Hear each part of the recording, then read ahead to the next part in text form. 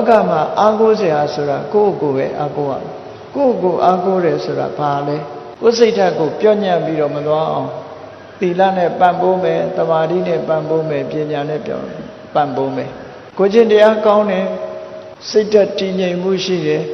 အသိပညာတွေထက်မြက်တယ်ဆိုလို့ရှိရင်အဲ့ဒီပုဂ္ဂိုလ်ဟာမြည်မြတ်တော့လောကရန်တွေနဲ့ကြုံ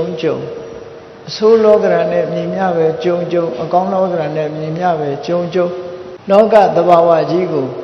လစ်လျူရှုပြီးတော့လှုပ်တဲ့လှုပ်ထိုက်တာကိုလှုပ်သွားလို့သူ့ရဲ့စိတ်ဓာတ်ဟာရင်းရိုင်လှုပ်ရှားပြီးတော့နှိမ့်ကျသွားခြင်းဘယ်တော့မှမရှိဘူးတဲ့ဒါကြောင့်မြတ်စွာဘုရားရဲ့အဆုံးအမဘုရားဘာသာဝင်သူတော်စင်အနေနဲ့ဒါအမြဲတမ်းလက်တွေ့ကြတဲ့အဆုံးအမတစ်ခုဖြစ်တယ်အလွန်ပဲကျေနပ်စရာကောင်းတယ်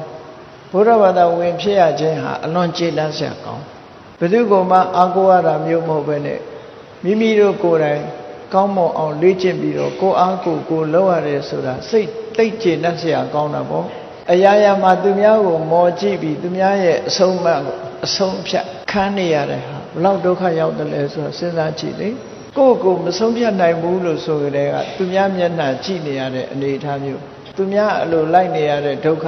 မတမကြီးမားတယ်လို့ဆိုတာပဲကိုအားကိုပြီးကိုစိတ်ဓာတ်ကိုရင့်တန်လာအောင်ကျင့်ကြံကြိုးကိုအထုတ်တဲ့ဤစနစ်တွေကိုမြတ်စွာဘုရားဟောတာဖြစ်သောကြောင့်ဘုန်းကြီးတို့တွေဟာဒီစနစ်အတိုင်းသီလကောင်းအောင်ကြိုးစားရမယ်သမာဓိတွေရင့်ကျက်လာအောင်ကြိုးစားရမယ်ပညာတွေထက်မြက်လာအောင်ကြိုးစားပေးရမယ်အဲ့ဒါလို့ကြိုးစားပေးမှလောကကြီးထဲမှာအောင်မြင်မှုဆိုတဲ့တရဖူကိုဆောင်းနိုင်ကြမှာဖြစ်တယ်ပေါ့ဒီဘဝမှာအောင်မြင်မှုရတယ်လို့နောက်ဘဝတွေမှာလည်းပဲအောင်မြင်မှုကိုရနိုင်တယ်လို့ဒီလိုဆိုတာ